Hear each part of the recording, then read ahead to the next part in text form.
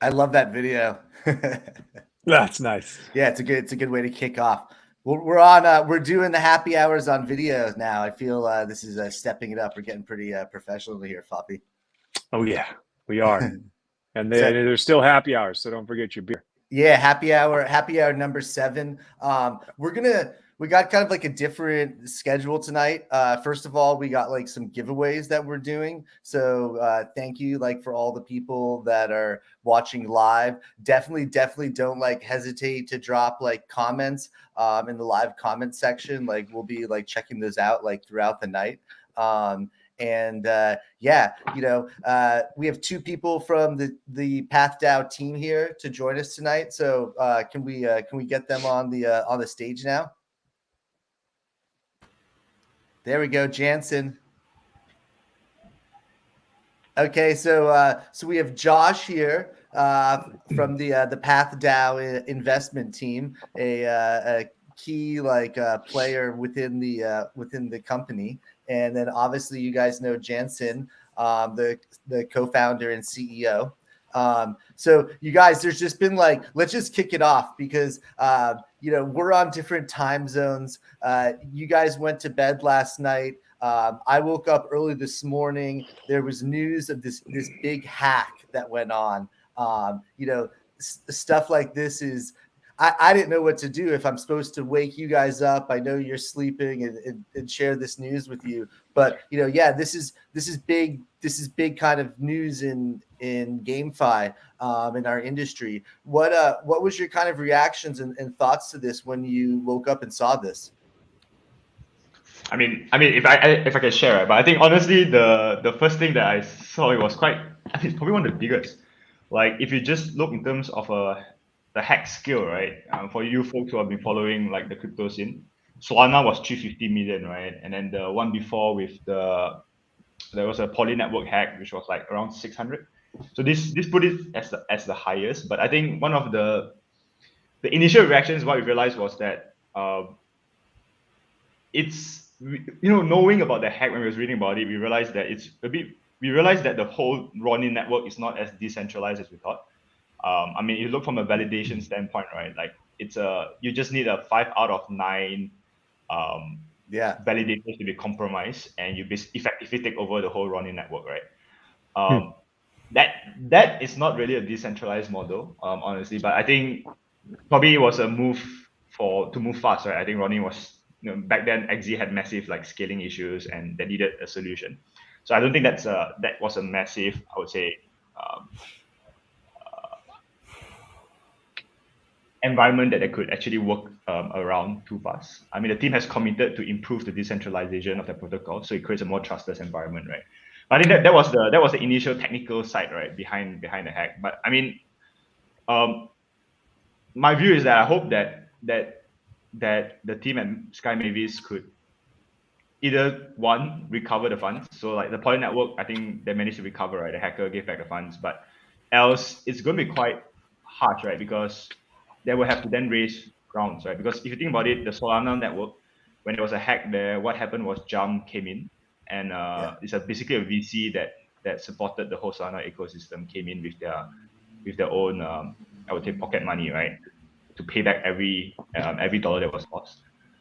We are not sure that XZ has a level of major backers yet. I mean, they have significant stores in the treasury which they could use, and they could probably raise around, but it's going to be a down round, right? Because the XZ run rate revenues has been declining with this massive hack. The money is going to be used for reimbursement, not for growth. So it's going to be a down round for XZ, right? So it's a bit of a hard environment for that team. I mean, our thoughts are with them. I mean, we've been a massive supporter of XZ from the beginning. And I think many of you folks in our chat as well are XZ scholars, right? But I think the idea is that, what you folks are doing in the scholarships, those will not be affected. What's being affected is just the bridge, right? Like being able to move funds out of Ronin into Ethereum and Ethereum to Ronin. So it's unlikely that you folks can cash out in the next, like, probably 2 weeks. But let the team sort it out. I think it's likely that some of the backers will come in and raise capital to reimburse the fund so that things might go back to usual. But we'll see. We'll monitor. It's quite a fresh news. But I mean, what do you folks think? I mean, I heard it was like 590 million, right? I think did you just say 250? But So, no, yeah, over 600, I think. Correct. yeah, it's close or to yeah, 700. 600. Close to Okay, it's 700. getting bigger. I Yeah. feel like the numbers are So rising. 176K of ETH and 25 million USD. Yeah, crazy. Yeah. A week ago, it would have been 500 million. Yeah. Yeah, ETH, I mean, there's got ETH has We, been on a we run. we were actually awake when that happened last night. I was Oh, awake. you guys Like were. I was Okay. awake with the team. Yeah, you were discussing about It'll that. be interesting when somebody comes out at like there's like a crypto insurance industry. You know, I mean, like it's the Wild Path- West, and I'm sure Path insurance finance? program. Yeah, I Path mean, well, finance? yeah, could potentially path insurance arm. Yeah, I mean, it's a risky environment to insure any Well, big we project. we like wouldn't that. would have covered 700 loss though. Yeah. To be honest, they are already right.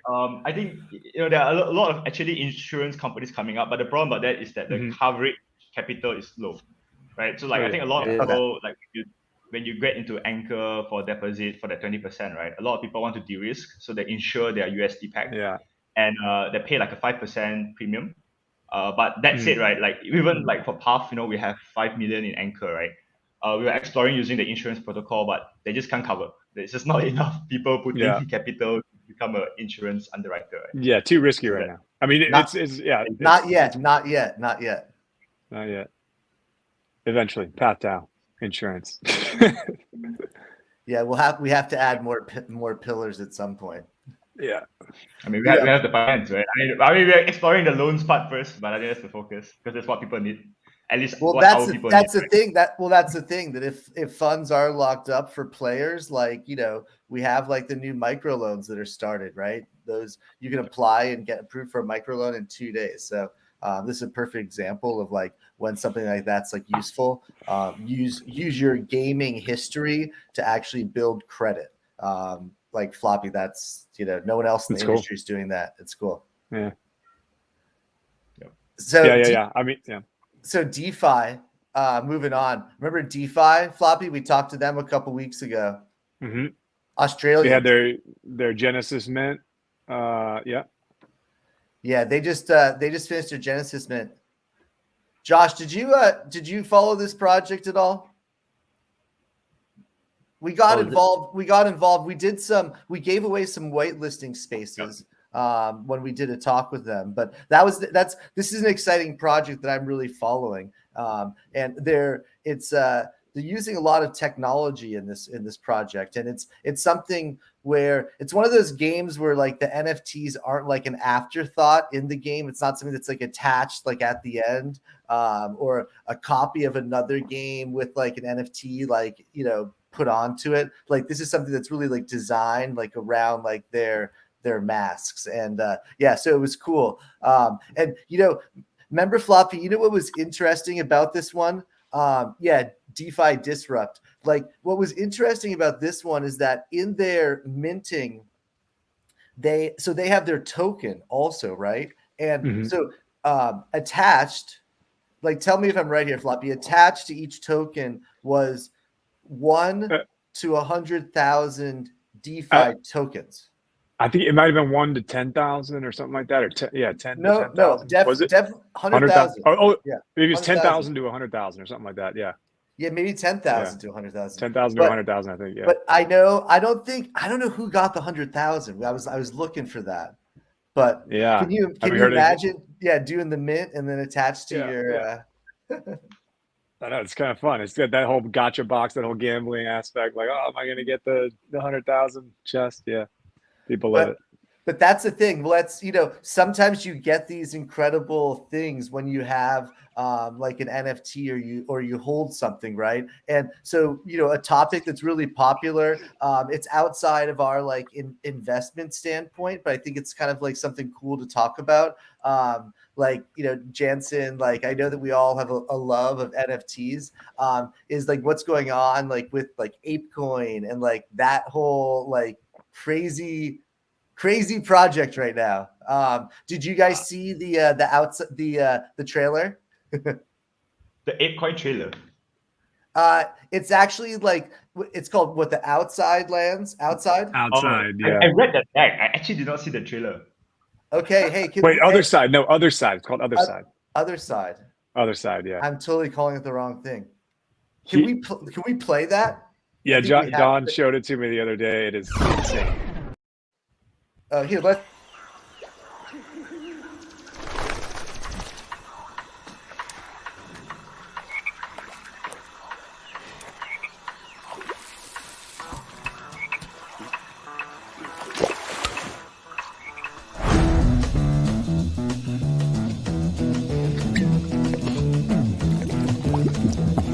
You know the day destroys the night. Night divides the day. Try to run, try to hide. Break on through to the other side. Break on through to the other side. Break on through to the other side, yeah. We chased our pleasures here. Dug our treasures there. But can you still recall the time we cried? Break on through to the other side. Break on through to the other side.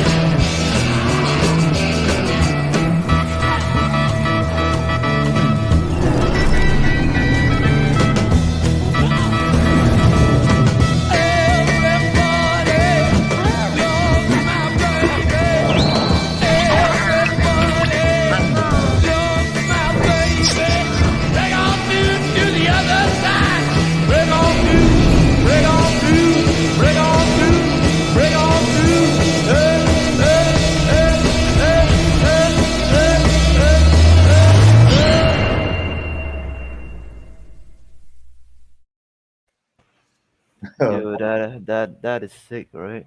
Yeah, have you seen how that? cool? That's sick.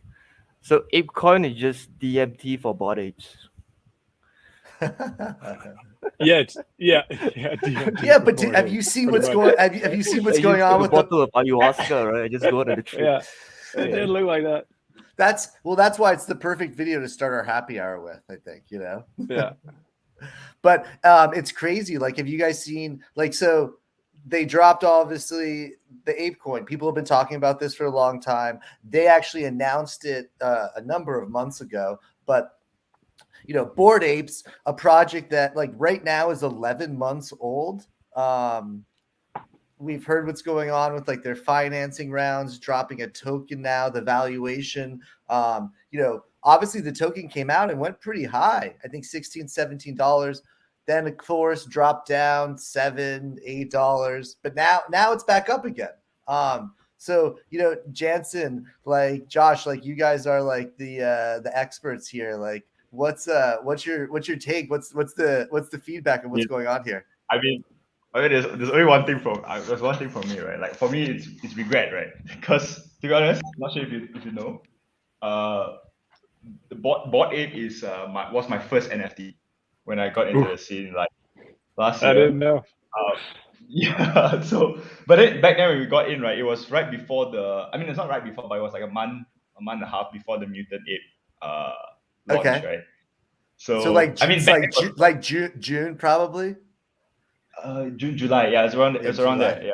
Yeah. Okay. Yeah, so then it was back then it was, I mean, the price then tripled within a month or so, right? Because of the leading up to the Mutant Ape. So that was when actually we got out. We made a flip. I mean, it was a good flip, but then a few months down the road, we actually wanted to go back in, right? From a personal basis, right? Because we realized that we were thinking like Twitter's going to verify NFTs, and then Bored Ape, is the leading NFT brand. We wanted to get back in, but then we got into punks instead of Bored Apes. It was a wrong move. Bored Apes, not horrible. Still a good move. No, but I mean, Bored Apes showed that they're alpha now, right? Because they bought over Lava Labs, right? So it's Yeah, and they're buying up all these other projects like Misfits and all these other ones. Yeah, I mean they're really like setting themselves apart. It's crazy. But hey, that's why you always gotta buy 2 or 3 NFTs. So you hang on to one. That's what I've learned. What do you think, like Jansen? Like, give us your alpha. Like, they're buying other collections, but there's a lot of talk also about them maybe doing like a marketplace. Them doing, they've already done some games. I think within the group, right? Like, there's a lot of talk about them doing more games. Cross IP. That's a hot subject, right? They Bored Apes just raised some big funding. What do you think? Like, what do you think's on the horizon for them? I mean, honestly, the team has shown that they could deliver, right? Like these guys are. If you look at the backgrounds now, they're docs. I mean, someone like purposefully docs them, although they didn't want to. But you can see that these folks are insane at branding, right? They all came from major branding backgrounds, right? And they just knew how to growth hack a brand. And I think that's what we've seen, right? Like just across a year and from a mean of 0.1 all the way now to like to where it is today, right? It's insane. But I think what it means is that within a year, the team has proven their compute, and now they've came out with a massive dream, right, of a goal of creating this whole Bored Ape metaverse, right? And I think the idea is that the team has proven they could execute, and it means that it could right be on the path of the fame of Sandbox, right, if not better. Because I think fundamentally, you think about it, the reason behind all these metaverse environments, right, the key lure or the key reason why there'll be growth right now is because of speculation, right now it's because of hype, but in the future it'll be because of content, right? Content or a reason to stay or engage, right? So content is where gaming comes in, right? But Bored Ape is not. I'm not sure exactly on the pure gaming side yet, but they have a very strong community building environment, right? And that's also another reason for people to come into a world to stay and to hang, right? So that's something that they have been doing very well, and they will continue to do very well, right? So honestly, the ecosystem will thrive. But if the question is on whether the Apecoin environment it's an alpha opportunity, I mean, honestly, the team has been looking at it, right? Because it falls within our mandate as well. And personally, we have been also looking at some of these from a personal investment standpoint, right? But honestly, at this stage, we might feel that it's a bit overvalued from a market fully diluted valuation standpoint. So it's not I would not say it's the right time to get in yet. It would have been, it was at like $6, right? Then it was like 1.5 billion or something, right? And now it would have been a decent entry. Still high. Now, but it's the promise the whole, right? But I think the idea is probably once you see more traction, you can start seeing some numbers. We can use that to extrapolate growth and value. Maybe we can leak some of our thinking around. What's crazy right now, we don't think the right entry. Yeah. What's crazy to me is Don was mentioning that they or on their roadmap or whatever, they say their metaverse is going to be ready this coming month in April. Yeah, but April. What? Like that means how long ago did they start working on this? Like, did they really have this roadmap? They started last April. So in one year, that's insane. In 1 year, they've accomplished all that, right? So like Jansen, that's the motivation, like for us at PathDAO, right? Like think about like what we can do. Like we hit a couple of these like home runs, man. I love like so Floppy. Okay, I'm calling you out live here, right? Like I kept telling you how many months ago about getting some Bored Apes, I can't remember. Well, I can't remember when exactly it was, but I remember the dollar amount you were paying for these mutant apes, and I was like, "Oh, that's a lot. That's a lot, man. I just don't understand it quite yet." And you bought a few. It was last summer, and I think Jansen, like Josh, give me your feedback here. But what's interesting, I think, about the NFTs is a lot of people went through like DeFi summer, right? And then so last summer when you had all these staking programs, like people were really attracted like to doing like investments in the staking programs as opposed to maybe doing an NFT because they didn't see like that percentage, that clear percentage, I think, return in front of them. So Floppy and I would have these like back and forth conversations. I'm like, man, I'm just going to put a little in this project. It seems like something's going on, something cool, here. And he'd be like, no. And, I remember, one of the things we were talking about the other day, Floppy, is when they had the Sotheby's auction. And I read an article the other day, like, Josh, I don't know if you remember this, but they had the Sotheby's auction. I think they sold for 23 million total. And I read the other day that just from the airdrop of Apecoin, they made back the total. Yeah, like their whole investment. Yeah. That's the beauty about the scene, right? Like I think what we've realized is that when you're active in crypto, you kind of get rewarded for your activity, right? Be it within the same project itself, or be it from other projects who wants to get the attention of the projects you're in, right? Yeah. So like like NFTs, NFTs dropping their own tokens and stuff like that. It's just one, right? But then you have stuff like marketplaces, for example. You have LooksRare, you have X2Y2. Universe is coming out, yeah. Yeah, but like all this stuff, they also drop tokens, right? Because if you're active in the whole NFT markets, and to be honest, from my experience, because I was an NFT degen like last NFT summer, it's insane. Like the amount of airdrops you get, you pretty much cover your cost. It's really interesting, I would say, right? Because I think if you look when the space is growing, right, a lot of people have what we call a customer acquisition budget, right? And then when you're in the scene, pretty much you are on the receiving benefit end of all these customer acquisition budgets that projects have. Yeah. So, Yeah, that's I've gotten into some NFTs lately, but yeah, I need to figure this whole thing out still. I'm a little late. No, you're a degen also. I'm a degen. Yeah. I hear Yeah. about a good one, and if there's like the right people behind it, I'll buy 12. but what we've realized, right? What we've realized is that for NFTs, right? At least gaming NFTs, this has insane ROI. Like, but the point is that you have to be patient, right? You have to be patient for things to happen. So just to give a flavor, right? Diamond hands. Yes, exactly. Diamond hands. Yeah, because like let's say I was in NFT Worlds like last year, and when they started the project launch, right? We bought it around like 0.2 E cost entry, right? And then what happened was then, because it takes time to build, right? So the price fell, right? The floor fell, and then people lost interest in the project, right? And there was like across the past 4 months, even I stopped following the project because I didn't know what was happening. And then like last month, I started getting insane bids onto my NFTs, right? And then if you were following NFT Worlds, the peak price was at 18E. Wow. Right. Wow. So like you bought at 0.2, your peak price was 18E. Right. And that I think that is the beauty around the space, right? It's because NFTs is a very limited exposure, right? Especially the ones that they say that there's only going to be like 5K or 10K, right? So there's the kind of supply shock, right? Or the supply constraint. And then, if you give the team time to build, right? And then if you really believe in the team, you just give them time, right? 6 months down the road, when they start delivering on what the roadmaps are, you start seeing actual value creation, right? People start joining their communities, their games, whatever, right? And it starts building value into the assets that you hold. And we see that across the board with like crypto unicorns. We see that across the board with like even like the loot realms, the loot environments, right? Back in the days, loot was like a hype for like a month, and then it pretty died down. And then some of the spin-off gaming projects using the loot or the NFTs started picking up. So I think that's the interesting thing about the space, right? NFTs can be good. Look especially into gaming, right? And give time for the team to build, especially if you trust the team. So that has worked at least for the past like 4 or 5 months.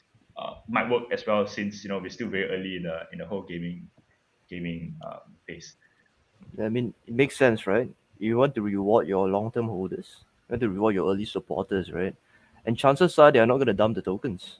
Like, they are not going to dump your reports. They've been holding your NFTs forever, right?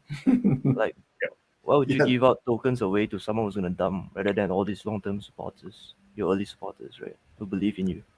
Yeah, now they're voting on a staking program with separate pools for the NFT holders and the whole bit. Yeah. But Josh, controversial though. Yeah, a lot of, but Josh, you so you got some good. Floppy always loves this, the alpha, right? Like Josh has the alpha. Josh has the alpha. Tell us about Stepn. Is that am I pronouncing it correctly? Is Stepn still an alpha though? I feel like it's so out there already. But we have 100K downloads. When I went in, it was just like 7K. That being said, from a marketing perspective, we haven't done a lot like on it, and yet like Jansen knows, obviously Josh, like we've done pretty well with the investment already. And this is a really hot new space, Floppy. This is not play to earn. Right. This is totally something different. This is, both Floppy and I were college athletes. This is something that's like, up our alley. So my question is, have you guys gotten yourself sneakers in Stepn, right? Not yet. I need to look Not into yet. this. Let's go on Path Finance, get a loan, get your sneakers There you go. right now. I think Open an $500, application. $500 sneakers. Hey, but Perfect. give us like a rundown on, again, they're doing something different. Give us a rundown on the project, Josh. Like, tell us what's going on. All right, so Stepn, right? Stepn is what we call a move to earn, right? Move to earn a game. So as some might consider a play to earn game, but a lot of us consider this a lifestyle Web3 move to earn like application, right? Or game if you call it. It's still a game. Like everything's a game. Life is a game. Stepn's a game. Mhm. True. So if Sure. I'm quoting Sid Meier here, it's like games are just a series of interesting like choices, right, that you make. So but on Stepn, basically what it is think of it as a running app, right? But rather than paying an app to run, the app pays you to run, right? So how to get involved in Stepn, what you have to do is that you have to get the NFTs, right? Like I see you have to get the Axis. For Stepn you have to get the sneakers, right? So there's also a breeding mechanism where players as yourself you can earn their tokens and then you breed your sneakers. You mint sneakers, right? Breeding sneakers sounds weird. So you mint your sneakers. Right. So you have two sneakers, you have virgin sneakers. Virgin sneakers also sound weird, but never mind. You have two virgin sneakers. I'm in. You combine them together and you kind of like breed them. I don't know, man. Like you just breed them and then Yeah. get offsprings. Yeah, it's a little bit like Axie, right? In terms of the breeding system, like you also have like 7 max breed count. Yeah, but the good thing that I like about breeding is there's a cooldown of 2 days every time. So like the supply is kind of controlled, right? Right, the max supply is on a curve, right? On a controlled curve, right? And yeah, so that's the gist of Stepn. Wait, so is this real life running? Like you're running in Yeah, real it life? is. It is. It is. So you So run in real so it's life, like a right? Strava. You know what Strava is? That app where like tracks. So it's like kind of like Yeah. that. Okay. Yeah. Yeah. Pretty. So you run Interesting. and you'll be earning their GST. All right, that's their SLP equivalent, right? And you can level out your shoes as well. So I like that because you have a progression leveling sync, right? Rather than just breeding. And like the point of it's smart, right? Like in games, I'll always look for progressions, especially leveling progressions, where it draws out the time from investing to the time of taking profit. Right? People have to reinvest their earnings and level up the shoes and get to a point where they think they are comfortable earning. Like as you level up, your earning potential gets higher, right? But you have to reinvest. Right. So Stepn has this and it's gamified in the sense that you have to keep on making decisions on like what stats, and if you kind of mess up your stats, you kind of mess up your earnings as well. So It promotes like activity though. Like I think yeah, that's That's like cool. I think that's what's such a positive like aspect of it, people a lot of times I think that like, with like blockchain gaming, it's like it's not one dimensional. There's not one thing that like's going on here. And Josh like identified a really interesting project here that's really pushing the boundaries. I mean, Floppy, like we're both athletes. Like think about like how this could be applied also to like different sports and like so it's this is a good one for sure. So it's a breath of fresh air. It is. Yeah, I mean, and the cool thing is that, I mean, it also the beauty about this, right, is the whole accountability factor of it, right? Because I think in any kind of exercise, right, or if you're going to start exercising when you previously did not, right, you kind of need an accountability partner, right, to really force you into that rhythm, right, or into that habit cycle. Now the beauty about Stepn was like, when I first got it, I bought a couple of shoes just from the earning perspective, right? And then when I started to like jog every day, I realized, holy shit, it's actually good for me, And then like I would never sell the shoes because like it's now part of my life. Yeah. I need this to incentivize Yeah. me to wake up every day in the morning, just go for a run, right? Even though some days you don't feel like it, you just go for a run. I think for me that's massive, right? It changes my lifestyle behavior. Well, also Jansen didn't. Sorry to interrupt, but didn't you also get? Did you get an airdrop, or did you get? You got something special, I think, through them, right? What's the? GMT. Is that the It's that a the GMT, gossip? yeah. Is that the gossip? Yeah, no, so they did airdrop GMT tokens to all the folks who were active. Okay. I think before like February, right? And I think that was Yeah. one of the good ones, right? And no, but I think there's actually an additional I don't know, gossip that we kind of spotted. I mean, Josh can share, but just a note, right? Like I think in just an overview of the macro pictures of Stepn is that I mean we were early, right? I think for you folks who joined our first happy hour, right? I think it was the first happy hour. We were chatting about with Jaxie, we brought up Stepn as well. That was like I don't know 2 months ago. So if you folks were following these kind of hints, right, you guys will be aware of some of these major opportunities, right? And I think the idea was that now it's a bit hype. It's in the hype cycle, right? You can see from the growth curve they're now at like 100k DAU. It was about the point of when XZ started their rocket ship, right? So it might be quite overheated. So just be careful, right? If you guys are looking to get in. But the ROI from like running, right? If you get a shoe and if you just continue to run and jog every day, it's like about a month and a half, which is still decent. And the thing is that we've seen that it's quite sustainable for the past like 2 months. The team themselves has been controlling the market in a sense, so they're preventing the market from overheating. Because you notice, right, in like XZ or in like PegXZ or some of these play to earn games, right, when the hype happens, the token price will spike, it gets a lot of people in, and then people get burned, right, when the token reverses, right? Stepn, they're controlling the price a bit, so meaning like if the price spikes too much, they sell their own like stack into the price to keep it a bit more stable, so that people can come in at a decent price point, right? Decent ROI. Like people need to know that they can, if they're spending X amount of money, they can get it back. Yeah. That's interesting. But let's just like give a little perspective here. Okay, Stepn the coin today, 51% gain. GMT, you're right. Yeah, just last night. 50. I was looking at the screen. I wanted to click buy, but I saw it's like all-time high. So waiting for the pullback, right? Now it's like 51. Yeah, 51. There might be a reason why, right? Crazy. So like I think the volume. I mean, you look 14 day.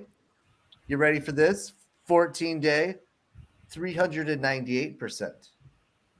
Yeah. Like those are some crazy numbers. So what do we, Josh, in a situation, Jansen, a situation like this, like where you see that hyper growth, is that then your opportunity to take profit out of it, or can we even take profit out? How does that work with PathDAO? So for Stepn, it's a pure retail play, right? We came in purely on the open market, so there's no private sale or lock-in periods that we have, right? We are at this stage. We are actually growing our exposure in the ecosystem. We still think that it has a long runway. But I mean, we did some profit takes like a week ago, like just to make sure that our initial capital has been covered, right? So that's what we're doing. But right now, all the revenues that we're generating are just reinvested. Reinvested into just playing with house money. Yep. Yes, exactly. And I think we are very bullish, right? Because I think we are thinking that it's a very sustainable environment, and they are bringing a lot of Web2 people in. It's not just the play to earn communities that we have, right? They are coming in. They're bringing actual Web2 people who want a lifestyle app, right? And just to note, right, I think one of the key hypes that's happening around this ecosystem is also that they are partnering with a major retail brand, and I think Josh, you can touch a bit on this, right? That's a major alpha, right? So it's not confirmed yet, but we know that one of the advisors is VP from Adidas. Yeah, I right? saw that Adidas. Yeah, Adidas, right? So they'll be announcing a partnership like if with an IRL brand soon. So we're not sure which, but highly It's likely to not be Adidas. it's not going to be Nike. It's not going to be Is- Nike. I feel like. So is that what I mean? That's obviously what's priced in, like to the move, the 350% move I over the wish it last was 2 weeks. Nike though. I'm a Nike maxi. Yeah. No, I think what they're doing, Floppy, is like it's a whole new space, right? So it's like there's play to earn, okay? There's play and earn. And Jensen, Josh, what's the wording here? It's It's move to earn. Move to earn, but there you yeah, go. move to earn, like exercise to earn, or walk to earn, like Mhm. they call that. And there are actually more stuff coming out, right, in the move to earn space. So Stepn is one of the early leaders in the market. You have Genopets, which ourselves as a DAO, we just opened a position. And this one might have a scholarship opportunity down the road when the game launches, to the folks that are listening. But so that's on Genopets, which is on the move to earn.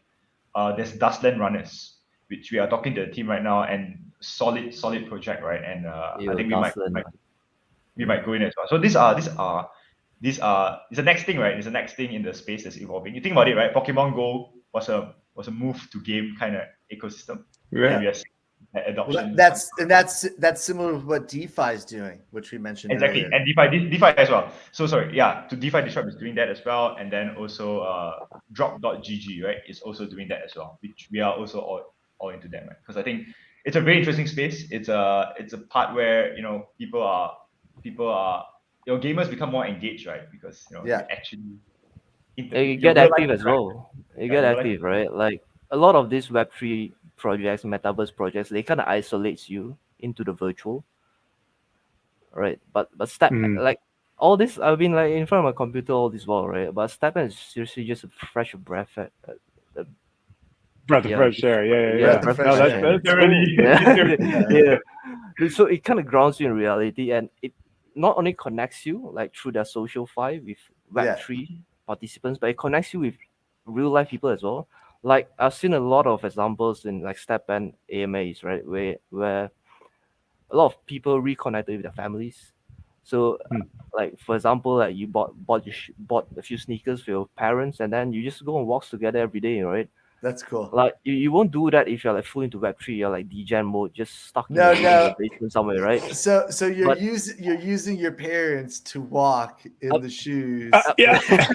They're connected to your wallet. This is like next generation guild. It's like, okay, instead of like getting the gamers, like we're gonna go out, we're gonna get all the parents and have them walking around. Your grandparents, your aunties, your uncles, right? Your nieces and nephews. Bigger the family, the better. Yeah. That's how you build. But that's the thing, right? But that's the thing about the beauty about Stepn is that it's so easy to get on board, and the Stepn evangelist, right, is so much easier to become an evangelist and so much stronger conviction as well, right? To get your friends, to get your families to play and move to earn, right? As compared to, can you imagine asking your parents to play Axie or Pegasus? Yeah, good point. Like I was talking to my parents like when I was into Axie, and they were like, why are you in this? Why are you in this? Like, what are you doing with your life, man?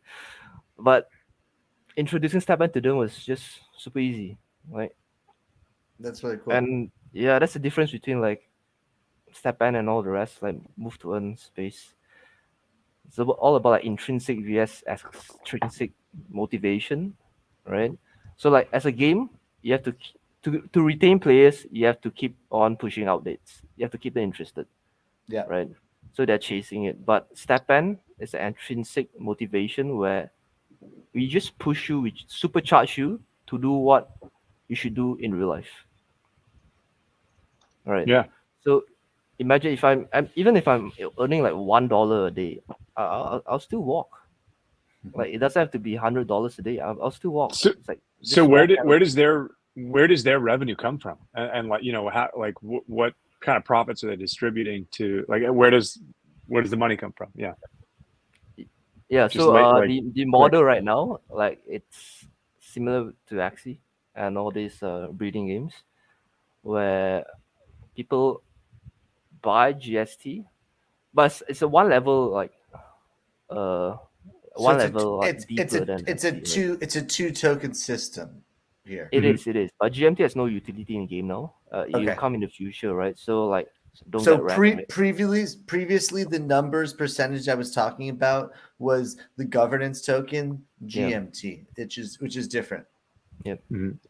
Yeah. So the in-game token is called GST, right? So when we went in, it was like 2.7. Right now it's 4. Right? Right now it's 4, and you earn the token. So basically, you have an energy cap every day, right? So you just walk the shoes, right? Use up your energy. So one energy is about 5 minutes, right? And the Mhm. more shoes you have, the more energy you have, as well. Okay. So right now I'm walking for about an hour every day, right? An Yeah. hour. That's Just like, walk around you just pace around while yeah, I you're just walk while you're around playing. my condominium, right? I Yeah. patrol the condominium more times than my securities, right? So Like, so I can replace them already. Josh, alpha for us in this conversation is Floppy has 2 young children, so he could Ah, potentially Yeah, get just some put some pedometers on them. yeah. yeah. Yeah, just to entice you more, right? Currently, Yeah. at current prices, I'm pulling in about $250 a day Wow, just by Wow. walking an hour. wow. Those are crazy That's numbers, wild. super crazy Yeah. numbers. Yeah. Yeah. So you're gonna go you're go walking after we finish tonight. Now I walk at night, man. Like Yeah, Malaysia, you don't want to be outside in the in the morning day, or yeah, too afternoon. hot. I, Yeah, Yeah, I just, Too just want sweaty. to touch a bit, back to Floppy's point, right? Like where the money is coming from, right? I think fundamentally it's new people coming in, buying the shoes or coming to the Mhm. ecosystem. But I think the cool thing is in Stepn is that there are a lot of what they call sinks, right? Token thanks. sinks. Yeah. And like when the first month I was playing, I was walking in Stepn, right? I actually didn't sell a single token, right? I was using it to upgrade my shoes because you can upgrade it, make it earn better, or get some loot boxes or that kind of stuff, right? Or you can buy open sockets, buy gems to further upgrade the stats of your shoes. So there's Gems, dude. yeah. The gacha element of the game also, that they know how to like pick like gamblers like The addiction, right? gotcha. So, Yeah, so yeah. to folks that are to new to this term, like gacha is basically like that loot box opening, right? Like you don't know what you're gonna get, but you put some money in or you put some tokens in, and then you open a box. You might get something good, you might get something bad, right? But it's yeah. that kind of gambling. Yeah. It's like a Japanese term or something, right? Like where did it come from? I think Yeah. Japanese. Is it? I think so. And Yeah. yeah, I think it came from Japanese, like gacha boxes. Gotcha. Yeah. I don't know. Yeah. Gacha. So it's like just loot It's boxes. It's like GATCHA. So not like gotcha, like GO, like the Oh, English no. word. It's not like gacha. Yeah. Yeah. It's like Gacha, some like GACHA, Japanese like yeah. term. Yeah. My first exposure to that term was in Maple Story. Yeah. Yeah. It was a gacha machine. Okay. Well, Yeah, it's but yeah, you're right. It's like it's the slot machine thing. It's like the Yeah. gambling thing. But hey, man, if it gets people to spend the token and grow the ecosystem, then great. People love to I gotta gamble. get some shoes. God. Gambling is like the ultimate thing, even in real life. I'm going to Vegas on Friday in a couple of Are days. you? Wow. Yeah, for a friend's Nice. birthday, so I'll be Nice. doing some real gambling. Probably playing Nice. some craps. Yeah. After Come- after a year and a half of just like degenning into crypto projects, I'm gonna be like it's gonna be wild because it's all I've been essentially gambling for the last year and a half. in real life. In real life. Yeah, No, it's yeah. not a virtual Vegas, right? Yeah. It's not I'm on scared. sandals only. I'm a little scared. Well, hey, I just I want to transition here a little bit. We got some cool videos that we're going to show you guys. One of the things I want to touch on really quick, like before we go into the videos, is PIP6. That's Path Improvement Proposal. Is up right now, live for voting. It's a different kind of proposal. It's not a yes or a no. There's actually an A and a B part to it, and then a C. So you can vote for A, you can vote for B, and you can vote for C. A is one route. B is the other route, and then C is hey, we don't want to go Neither. either of those routes. Jansen, do you want to talk about this like briefly before we roll on to the next part? Let's keep it brief, but obviously this is an important vote. It's already started, so I think we have like 3.5 days left to vote. It's already started, and we can drop a link, obviously, in the chat, like the live chat, like to the vote, and we'll leave it in the comments or in the about section after we post the video. But Jansen, you want to just talk about this for a second? Yeah. So I think this is one of the more important proposals as a DAO going forward. And this is a community-led proposal, right? It was started from the community, and then we push it through as a team supporting it. The idea is basically to start connecting the fundamentals of the treasury performance to the value of the tokens, which are where our supporters are holding, right? And the idea is because when you connect that, what it means then, if the fund does well, your token should be doing well, right? Because I think if you look in terms of the past few months, right, I think we've been realizing quite good gains from our investments portion, and then that's even before our private sales are being IDO'd, right? And I think recently, if you saw, like, Space Misfits had an IDO, we're in a very good position on that. Kamaverse is going for IDO next week. It's likely going to be another good position. So we have another 20 more projects that are going to IDO in the next 2 months, right? So the idea is that there are a lot of more opportunities for treasury growth coming up. And the idea is that, we've got to connect that to the overall value of what our community is holding, right? So I think that's the purpose of this proposal. But there are a few mechanisms that was discussed by the community at length. There is like doing it through a burn and mint an NFT and then revenue share, which is the first proposal. The other one was for the DAO to do a direct buyback using realized gains, right? So let's say we realize $100, we use $70 for direct buyback of Path tokens, right? So that's the second mechanism. But I know there's also some views within the community on saying that, we shouldn't use a single penny at all to do all these buybacks and whatnot, right? We should just keep using it to reinvest. And that was the third option, right? Like you could just say, no to both of these proposals. But, so that's it. I think that's just opportunity for you folks who hold Path tokens to participate in this DAO governance, because in the end, it's about the voices of you folks, right? That we want that is important in the direction of a DAO. So yeah, so I think that's basically it. Get voting, and for you folks who are interested as well, I know most of you here are from the scholarship or the gamer side, right? But if you guys are interested in how this whole DAO thing works, what's this governance, how the DAO works, right? Basically, feel free to check us up in the DAO discussion or DAO forum in Discord, right? Happy to give you guys a bit of a education run as well, how we are trying to build out a decentralized organization here. Yeah, there's a lot of opportunity going on with what we're doing. It's community first, So even when you look at like the PIPs, those are PIPAs. It's literally written by somebody in the community, 2 people. So, and the PIP the B also as well. Mm-hmm. So yeah, just moving on here. We got a new partnership that we're going to announce tomorrow. We're going to keep going with this rate of announcing like at least 1, 2.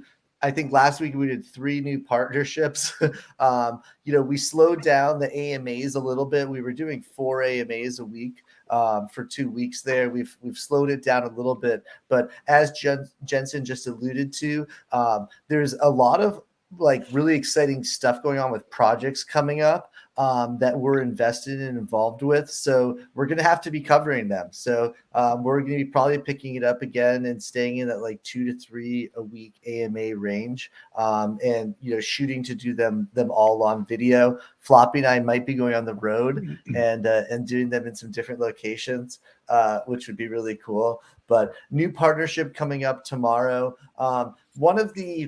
I want to show a video now. One of the original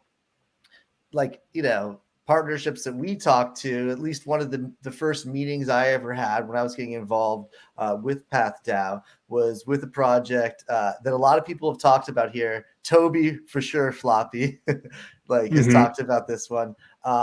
You know what I'm talking about.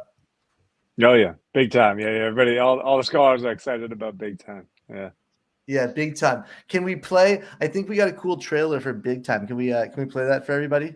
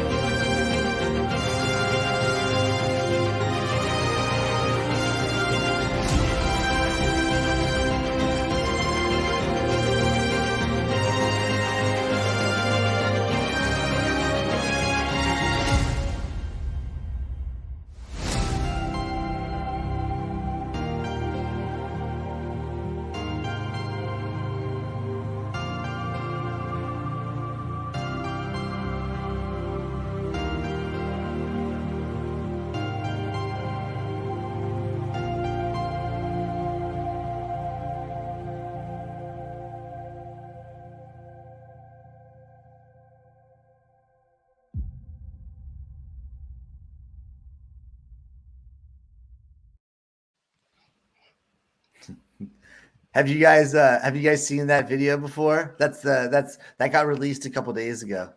No, I haven't. Yeah, but I really want to play big time right now. We need something like that. No, but honestly, I think that this just shows how exciting the year ahead is going to be, right? Like you really have these epic, really fun to play games coming up, right? And I mean, from the investment sides, like they're looking at a lot of like even like behind the scenes access snippets that will blow your mind, right? In terms of like the kind of level of games that are coming out in the Web3 space. So it's well, Jensen, I want to start off and just ask you a question on that, right? Level of games, like you're talking about it all. Let's talk about like level of teams, right? Big time, man. Like they have a big time team as well. Ari, like the people behind their project, like these are major industry players. One of the co-founders of Decentraland. This is a big project, right? And so a lot of people are excited about it. Can you expand a little bit?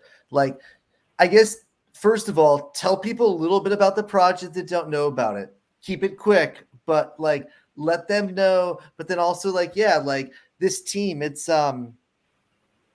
legendary, really. Like they can onboard a lot of people into the space. Agree. I mean, this is also like, I mean, just touch a bit also, right? Like what Waffle Gao is saying in the chat, right? Like Big Time is it's not really an MMORPG. It's like a dungeon battler, right? So it's like, think about it like I forgot what's the Web2 version of it. So it's The Warframe. Like Diablo. Okay, it can be like it's like Diablo, right? It's like Diablo. It's like Warframe, right? Like you pick dungeons to get into, and then you upgrade yourself. You go into bigger dungeons. There are opportunities to multiplayer with friends, but they are like dungeon specific, right? You keep conquering dungeons and dungeons, and then there's a whole like raids. And you do it. So it's that's the kind of gameplay that Big Time is. But touching on the team, right? So like we actually spoke with the Big Time team several times. Like even before the DAO was formed, when we were like starting out the idea around the DAO, we were connecting with people in the space. Big Time was one of the earlier teams that we actually were connected to. The beauty about it is, apart from the obvious like them being stacked, right? It's the amount of passion that I would say everyone in the team has around the project. Because when we talk with them, right? Like you can see it. Like when we talk with their punches guy, when we talk with their founders, when we talk with their even their some of their coordinators, right? To do some form of partnerships. Like these guys are insanely like hyped for their own game, right? And it was insane. It was very infectious, I would say. The amount of like conviction and love and passion that they have, right? And the cool thing is that this team actually are quite, I would say, back when we talk to them, they are around the world. They're not like hyper localized in a certain region, right?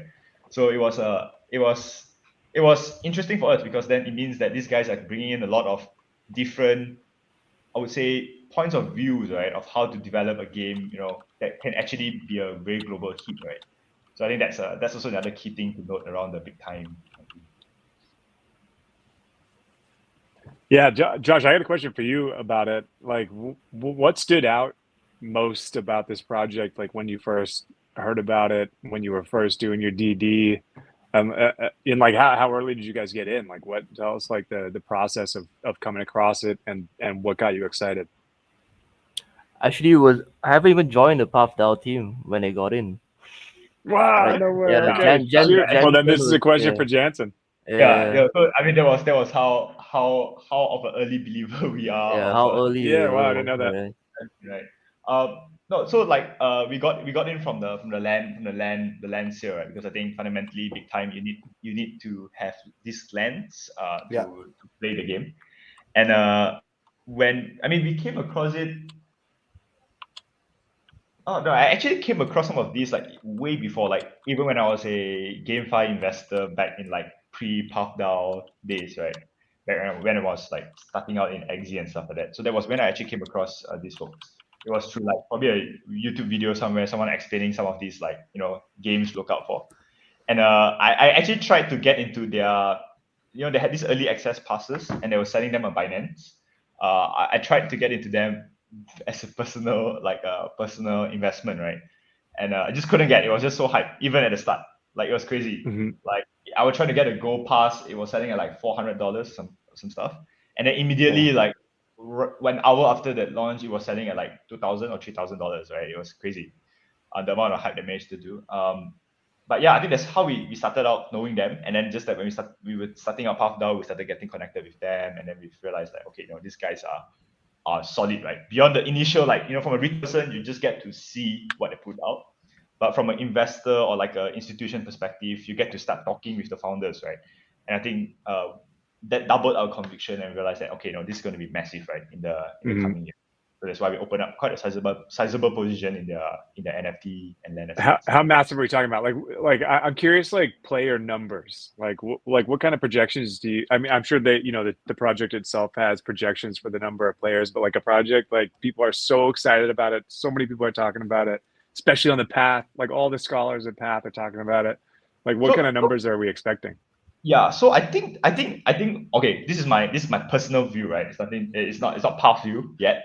But I think the idea is that because it's a desktop driven game initially, right?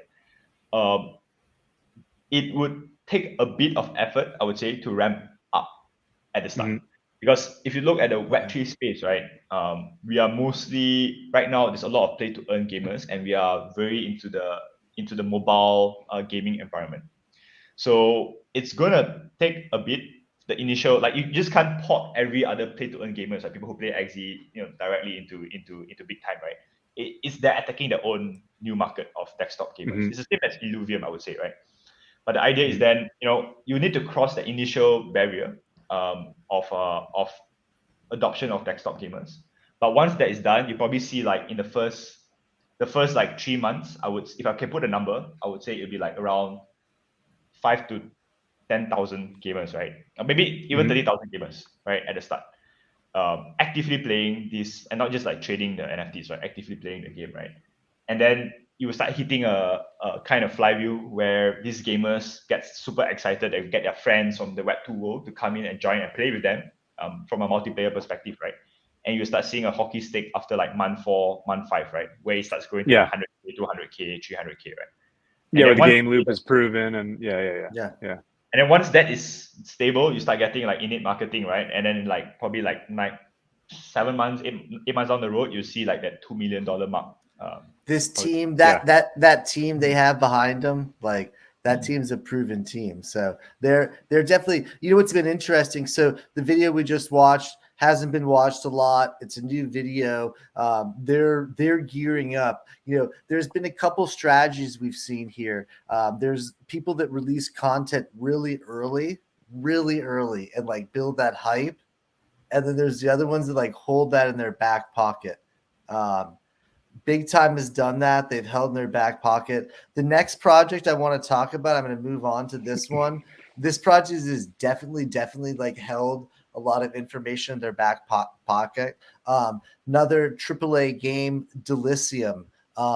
This is from an investment standpoint, this is a smaller investment, but we want to talk about like everything that's going on in the space. So let's play the Delicium video.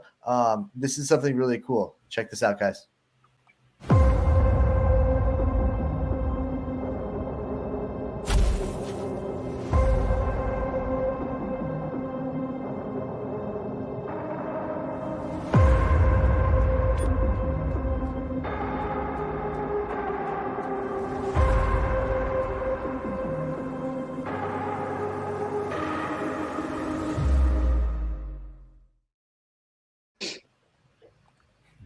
We need more.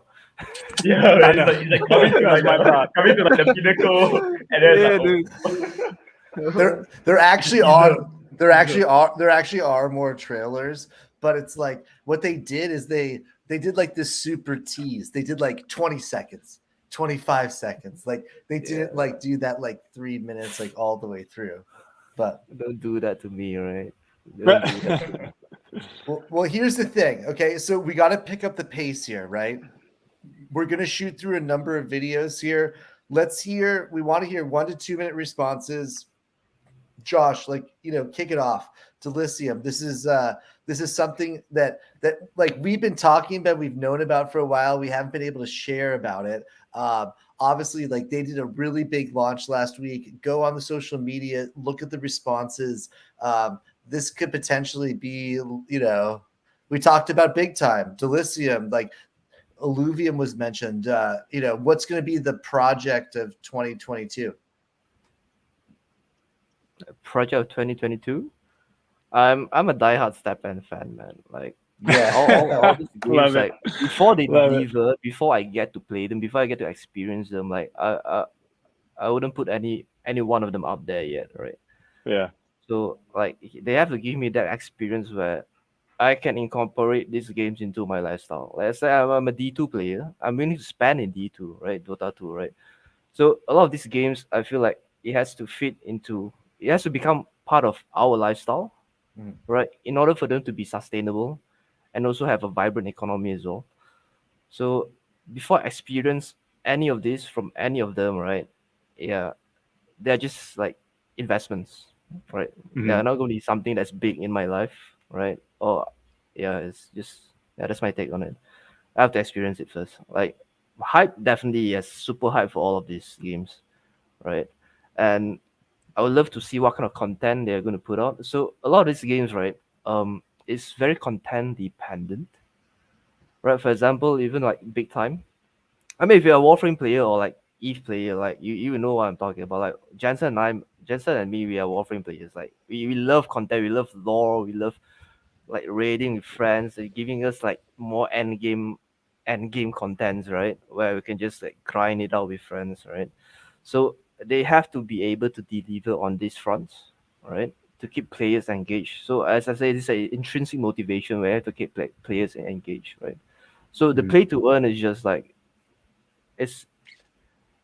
it prolongs player retention, but in the end, like content is still the one that will keep your players in game.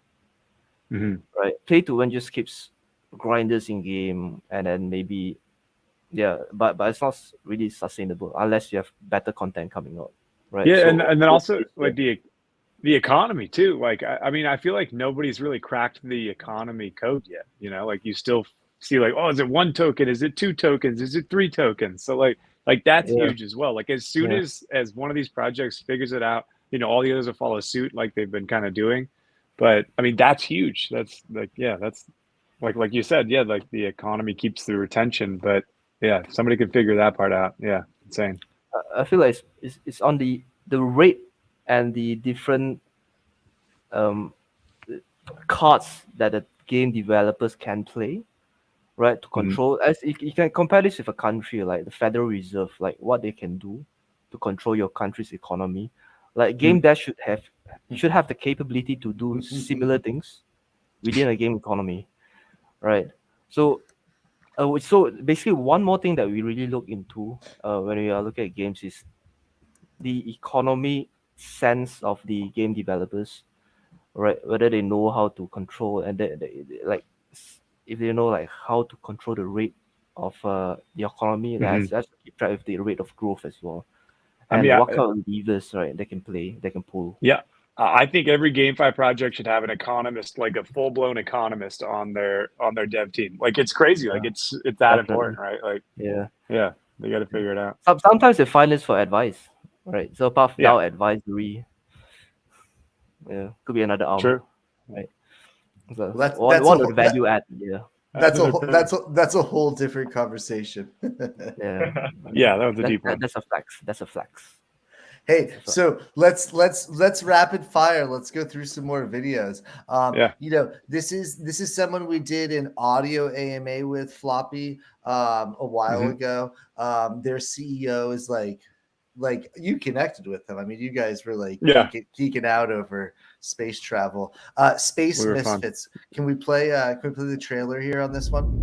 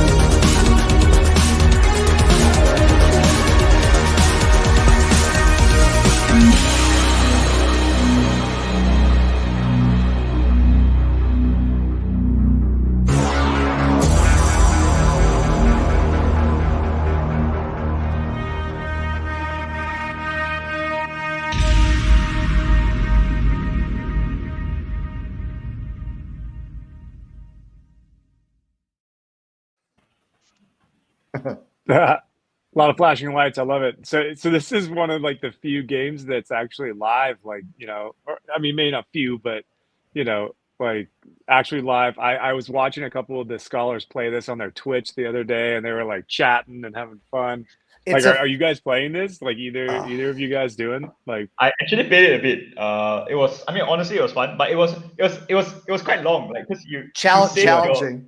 yeah, because you have to save Challenging. your resources, right? So it's not like a 10-minute gameplay, which I'm more used to at least at this phase of my life. Shout out to KS. Shout out to KS streaming on PathDAO Twitch. Yeah, Amen. for You sure. can have Yeah. a look on the K- gameplay. Like go on our Twitch, right? Yeah, Then you can KS. just go through the gameplay. Yeah. PathDAO. What are the scholars saying about this? Because I mean, people are playing it. I think they're enjoying it, right? Yeah. The thing is about Space Misfits is that the load is high. Like I think like it requires quite heavy computer load. So I think that was something that was quite limiting initially for some of our scholars. Because most of them, they don't really have a high powered laptop. So I think that is the thing, right? And that's why I think earlier I touched about like mobile native versus like desktop native games, right? In terms of that pickup rate in Web3. But honestly, for the ones that played, I think they really loved it, right? And I think one of the beauty about Space Misfits, beyond just the gameplay, is the economy. So just give a bit of highlight or a quick alpha here, right? The cool thing about Space Misfits economy is that they're not having an inflationary token. Yeah. The token, it's basically a currency in game. So for you guys that play ETH online, right? It's like their ISK, right? It's like you need to buy the tokens because you want to buy resources in game or you want to sell resources in game. So there's no inflationary pressure on the tokens. It's more of just a form of currency, right? So if you want to trade something, you need to use the token. So the more the player base grows, the more demand for the tokens. And that's it, right? I think and it's a very clean model and it's very interesting, right? So we're actually curious if this is like another way of how economic models can work. So everything in the game is a commodity. Then you have a governing token, which is then the currency, right? That's I think. So single token model. Yeah. Which And then the CEO behind Space Misfits, I mean, he's a smart guy, really smart guy. He's a fun guy. I mean, we had so much fun talking to him. Floppy, what was the game that you were talking to him about? He was telling me about how he was like a space game nerd, and I was like, "Oh, did you ever play Escape Velocity?" Because I think I'm a little older than him even, but like he was like he remembered these old games from like the '90s. But Escape Velocity, if anybody knows, was like awesome. Played a lot of that. Yeah. A real fun one. Hey, so I want to show another video really quick. The point of showing this video is like, again, this is another like early investment. This isn't an investment that we've talked about for probably like 1 to 2 months right now.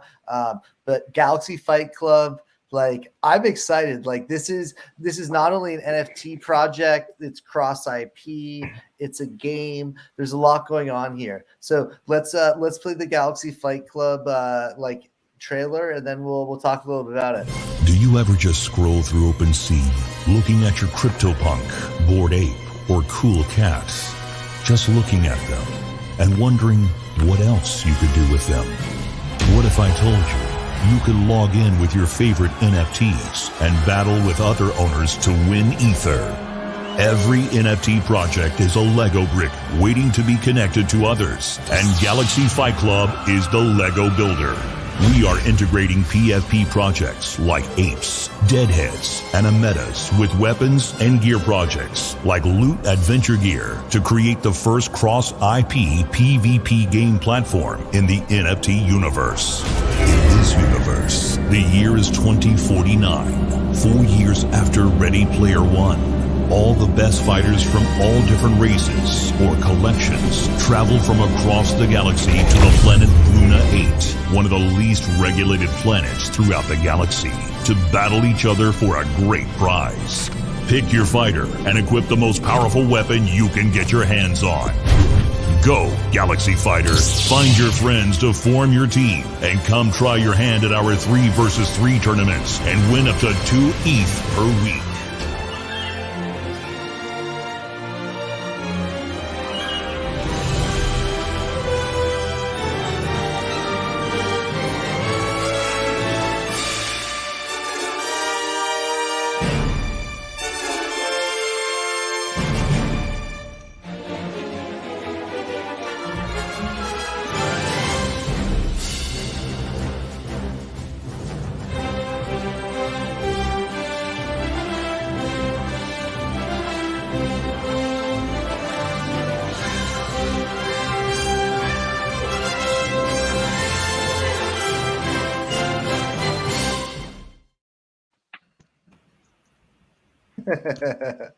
Wonderful. But it's coming out soon, I think. It's I saw an announcement from them.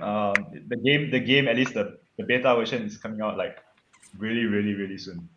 Well, so that's why I wanted to include it tonight, right? Like this is coming out like okay, there we go. Jansen, that's my question for you, right? Okay, so there's two parts here. I'll touch on GSC, right? So the game coming out is going to be cool. We have actually assets in the game, which we could actually get, some of you folks here listening to this to play it. But I think there's also a few parts that I also want to touch, right? Like the gameplay, it's a Brawl Stars equivalent, right? So it's a very casual.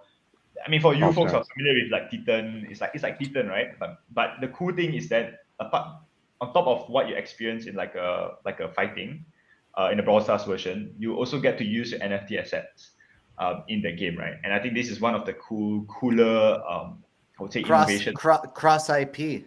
Correct. I'll be waiting to punch your board apes in the face. I can actually do it now, right? I can actually do that now. I love it. No, yeah, it's a real interesting project. Floppy and I, like, we were talking a lot about this, right? Because yesterday, we, like, you hear about, like, we had Miria on Miria on last week. I might be pronouncing it wrong, but like we've had some people on. The hot subject right now is cross IP. Like Galaxy Fight Club, they have Gcoin already. Like they've launched that. They're going live, I think, next week, right? That's why I wanted to include it. That's I think the rumor on the street, right? Yeah. But there's also an alpha here that we could share, right? And I also could share some of the thinking from our investment side. So Gcoin, right? If you're following the price, right, it's a bit weird. It's like the token has been falling, although the project is so promising, right? And it's because what happened was that they have a NFT, NFT genesis where they gave them tokens. And typically, what we've realized in this ecosystem is that when there's an NFT that generates tokens, it creates a sell pressure until the game comes out, right? So what happened was Gcoin took, I would say, it oversold, right, all the way down to 30 cents. Now at 26 cents. At 26 cents, right, actually at Path, we decided to open a massive exposure into it because we know for sure it's a no-brainer game, right? But the problem about it was the Gcoin liquidity pool was so thin that when we just did a $5,000 buy, you push out the price by 3 cents. So it's like it's a bit hard to open the kind of exposure that we wanted in. But so the sad thing was our thesis was right? We wanted to get in at like 26 to 30 cents. Today, I think the price shot back up to like 50, 60. Okay. Right. Yeah. So like the thesis was there, but we just the market couldn't absorb our buys, right? But I think the cool thing about beyond that was that it's very promising, right? And the cool thing about 30 cents, right, just for people who are investors, right? This is the price point around where your tier 1 VCs that came in. So these are like where you see GFC, right? They're backed by a lot of VCs. 30 cents was literally that buy, right? So if it falls below that, you're pretty much buying in at the price of a VC, right? So as a retail, you get a VC access without the lockups. There's a bit of a way to think around investments, right? For folks who are dabbling in sin, but again, it's not financial advice. But yeah, I mean, back to the game. Honestly, super excited. It's something that I would play. I mean, something that our team would play, right? If we have lunch together, we would just like bring out our phones and then we're like. Floppy. What were you when we were watching the video the other day? What were you saying? What was the game you were saying that reminded you? Jansen just said it. Yeah, Brawl Stars, which is like a Supercell game. Yeah, there you go. It's like Clash of Clans, Clash Royale, like they're massive. Yeah. So like when I saw it, he showed me this trailer and I was like, dude, that's Brawl Stars. And I like pulled it up on my phone. I was like, check it out. I haven't played it in a while. But now we have better phones. Yeah, now we have better. Well, yeah, but no, Brawl Stars is current. It's a game that everybody's playing. Yeah. Yeah. So immediately thought like, wow, they've cloned like this super successful game and they've made it play to earn. So like. And cross IP, like getting everybody excited about it that owns NFTs, like it should catch on. Yeah. So the next video we're gonna watch, I'll just drop. So cross IP, right? They've done they're doing cross IP with a number of big collections. One of the collections they're doing, which again is a yet to be released project, is Illuvium. So let's play a video now of Illuvium But that being said, Illuvium is going to be dropped in GFC when it goes live. So let's go with the Illuvium trailer.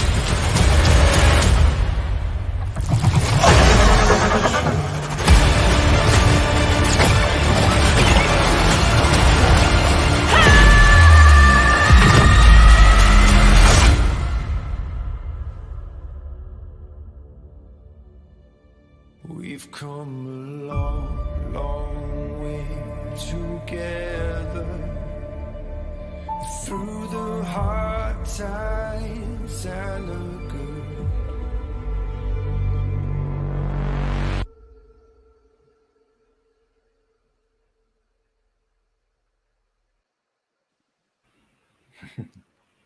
Remember when that video? Insane. Yeah, remember when that video first got dropped? I remember, yeah, it was like October of last year. So yeah, this is one that I think, yeah, Don and I don't know how much you guys know about this, Jensen and Josh, probably a lot, but like we've been invested for a while, Don and I. So like this is like one of the most exciting projects, you know, for us for sure. So we're gonna have Kieran here Kieran, yeah. Kieran here in the future. Eventually, It didn't happen tonight. Like there were some conflicts in terms of schedules and stuff like that. We're still doing giveaways. Like, you know, we want to show you guys a lot of the other projects that we're involved with tonight. But it's, you know, anytime we're talking about like fun and exciting projects in 2022, we got to bring up Illuvium. Their V2 staking just opened last week, so there's like some big movement now, like gearing up in terms of like leading up to their land sale. So yeah, I think Floppy, that was an important video to show, an important trailer. Yeah, it's a good one. So yeah, Path, like I know it's probably on everybody's radar. Like, what's Path's thoughts on it? Waiting for land. Yeah, I mean, I don't know. personally, hyper bullish, man. I've big bags in Illuvium, quite for quite a while as well.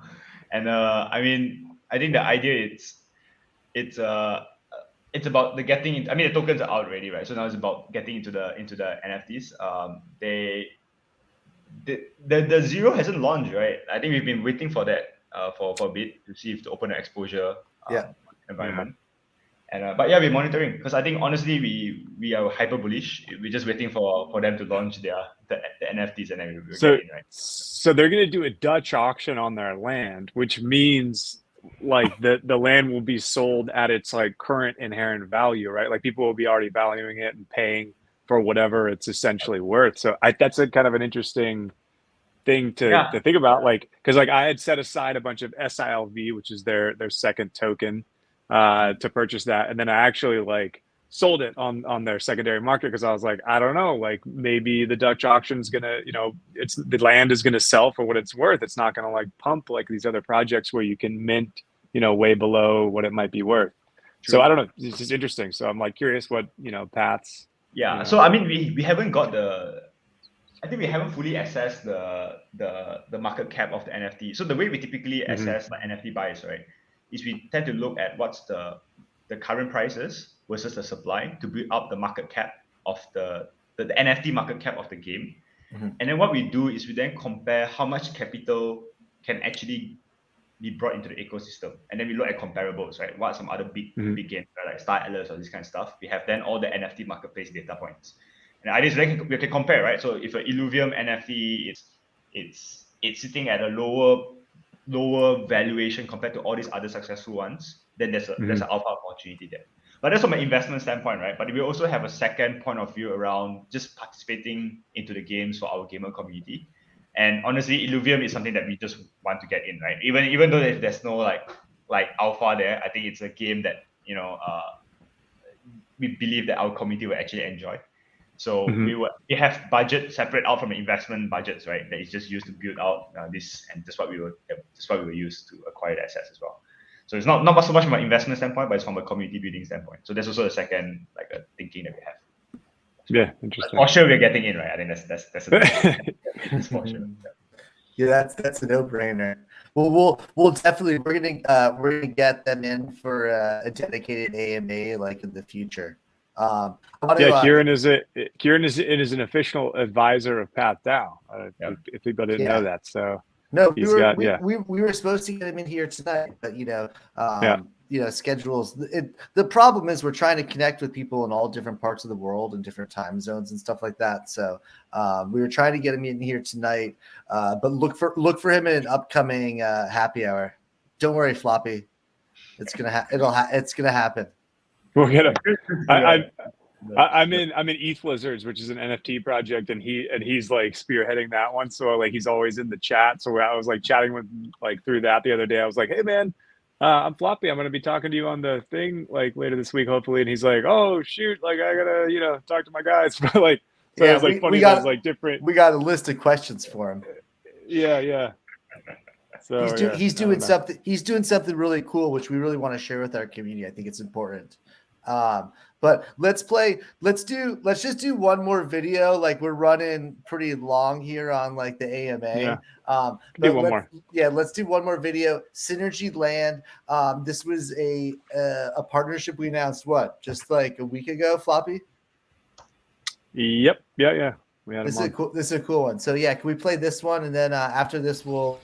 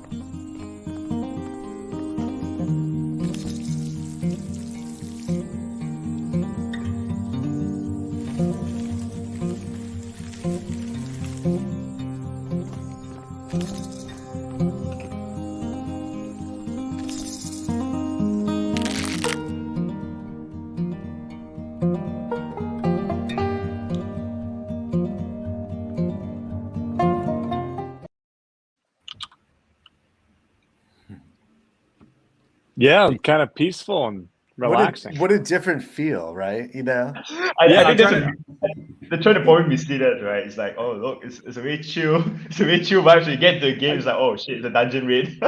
Yeah, are we like farming? Is it, or are we like, is it an AARPG? Like, I mean, is it similar to Big Time? Like, I don't know. Like when Yeah, I've seen it's these two pretty, it's trailers, I'm pretty kind of actually, thinking, yeah, yeah, it's actually pretty similar to Big Time in the sense that it's like it's a dungeon style kind of raids, right? So I mean, you go around the lands collecting loot, items, leveling up. So like there are a couple of genres like that, right? So Big Time, Ember Sport, and stuff like that. So this is the type of and then genre. what? Like not to pit the two against each other, but like what are your scholars? What are you hearing? Buzz, just to kind of put one against the other a little bit. Like who's more excited? I mean, I feel like Big I Time mean, probably, but yeah. it's tricky, but I think Big Time has the fidelity is going to be higher, right? I think from an overall I think overall project budget as well. But I think the cool thing is that I think in any kind of games is you can observe in Web 2, right? It's not a winner takes all market, right? You can Yeah. have multiple FPS games, multiple ARPG games, right? And they have a different niche, right? That they are targeting. So in Synergy Land, they have their, I mean, it's a their I would say that their economic model is a bit different. So the blockchain one, the Big Time one, it's you need lands, it's a time portal, you need to it's slightly more complicated. Synergy Land is all you need is like your NFT, and then you go in and then you just level up your NFT, right? So it's a more simpler gameplay. And I think the cool thing is that they have a very strong community around them as well. In their I think it was a Solana chain, if I'm not mistaken. But yeah, so it's a similar gameplay, but I think the point is, I think great devs. We are looking forward to see, which one comes out first, right? I would say, because honestly, simpler sometimes doesn't mean worse, right? Because simpler means it's easier to deploy, and people might understand it better, right? So we'll see how the market reacts to that. Yeah, that's the beauty of GameFi. Like, whatever game, like Axie is gonna bring millions of players in to play that, and now they're like chomping at the bit for all the other games that are coming out. And it's like, so whatever the game brings somebody in, they'll migrate around the GameFi universe and figure out what's for them. Yeah. Well, Synergy Land is a lot like Diablo, right? Yeah, that as well. There was some that music kind of threw me for a loop though. It's just very like kind of peaceful. I felt like you're gonna be like farming a lot. Yeah, like it's farm you, right? Yeah, which is nice though. I mean, you get like the dichotomy. It's that pre-death music. Yeah, maybe. Yeah. The calm before the storm, man. Yeah, exactly. Hey, so we really appreciate both you guys coming in tonight. Like, obviously, we've gone pretty long. We're trying to have these happy hour. It's called the happy hour. Yeah. Not. We're working on it. We're working on trying to get them to an hour. Yeah, not happy hours. Yeah. But no, honestly, we had some really cool videos to watch, like some big topics, like to topic about like tonight. So appreciate Jansen, Josh, like both of you guys like coming in tonight. Floppy, another good happy hour. Yeah, man. Thanks. Yeah. Cheers, man. Yeah. Thank you guys, Jansen, Josh, for coming on and spending an hour and a half with us. That was fun. Oh, it's always a pleasure. Yeah. And I mean, to the My folks pleasure. in the chat, remember to subscribe, right? There are more cool content being pushed out. Content across not just games, right? So there are a few things that we're going to push out content on. It's around the game founders, but we're also going to start pushing out content around some thought leadership in the space, right? So for you folks who are more keen on the investment side, we're going to get our investment team up to really chat about like what are some of the latest thinkings in the space, and you guys can also start learning with us, right? Explore this whole world together with us from investments angle as well. So there are more and more content coming out on YouTube. So yeah, remember to hit the subscribe button. Yeah, and it's a community project, right? So also normally like each week, like we have community members like on the happy hour with us. So if you're active in the community, if you become a guild manager, if you're participating, like we want to talk to you, like we want to hear from you, like either reach out to us directly, like tag us and post. Like both Floppy and I are very active in both the TG and like the Discord. But yeah, like it's fun that the happy hours, Jansen, the happy hours are evolving a lot, right? Man, yep. Yeah, it's cool. So thank you everyone for listening in tonight. Josh, much appreciated. What's up? But here's the thing: you got to go for a little bit of a walk after this, right? You have it for About an yeah. hour. Yeah, it's been over an hour, no Stepn rewards like I've been whatsoever. been a slave to Stepn so far. Like, slave. It's like the dread of missing out on $100 not walking a day is too much. Like it forces Yeah. you to walk even in the rain. Right? That's how much of a slave I am. Do you have a dog or a young child? Not yet, but Okay. yeah, it's a good idea. I would have a dog Hmm. maybe when Dogami comes out. When you think about attaching a GPS device to a moving object, That is probably bannable. yeah, Best I'm sure best people are best doing that. They're best building not to little. discuss in public, right? I mean, we can do that for sure, but knowing Floppy, he's if he hasn't like degened already into like 12 I'm of gonna buy some these, like shoes. yeah, he's buying some right after we get I'm off buying tonight. shoes right now. she's like, go to a And local some running club. Galaxy Fight Club guys. Yeah, I need to Galaxy. know I think what Galaxy would be exciting. the floor is at Yeah. like 0.6 right now. I need to know what is Yeah. that good? Should I buy in?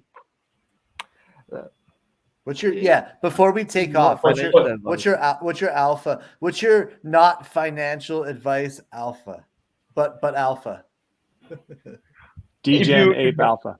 I think getting into Stepn is still fine. From a walking and an earning perspective, you see RA in 2 months, so I think that's more than fine, right? I think that's pretty good. And I think a Stepn world has a lot more to show, so I think it's a very decent stage to still get in. GFC ahead of the game. I'm not sure. I haven't actually followed the price of the NFTs like recently, but I think if you see at the overall valuation of like below like 30-40 million for the coins or the innate value of the NFTs, I think honestly that's still a very good entry, right? Because these are pre-gamed, and when the game launches, you might see it getting picked up, right, when the utility increases. So I think these are 2 key ones that I would look out for initially. All right, I'm buying shoes in Galaxy Fight Club right now. Doing it. But again, guys, it's not financial advice. That's just not financial advice. Yeah, Coming after you, Jensen, if it doesn't work out for me. Yeah, we got to. I see a lot of people commenting in the comments section about the Stepn scholarship. Listen, we're only taking it's Division 1 athletes in certain sports. We have very strict protocol. Maybe I could be a scholar in this one. Yeah. Hey, Josh, I hate to tell you, but you can be an NFT owner in this, but like we're gonna use those with some other people. Yeah, man. Hey, so you guys, thanks both like for joining us tonight. Like, everyone, thank you so much like for listening live. We're gonna keep doing these. We're gonna keep building them like every week. It's a grind. It's we don't get 1 million viewers in 1 week, but we're gonna keep building it. And we got a cool thing going on. So Josh, thanks for sharing about Stepn and commenting on everything tonight. Jansen, as always, like you're a key part of the happy hour. So thank you for making time for us. Always a pleasure, man. Yeah. Thank you guys. Cheers, folks. Floppy, we had a good time. We had fun. Where's my camera? There it is. Yeah, there we go. All right, later, guys. Cool, guys. Take care. Take care, man. Good night.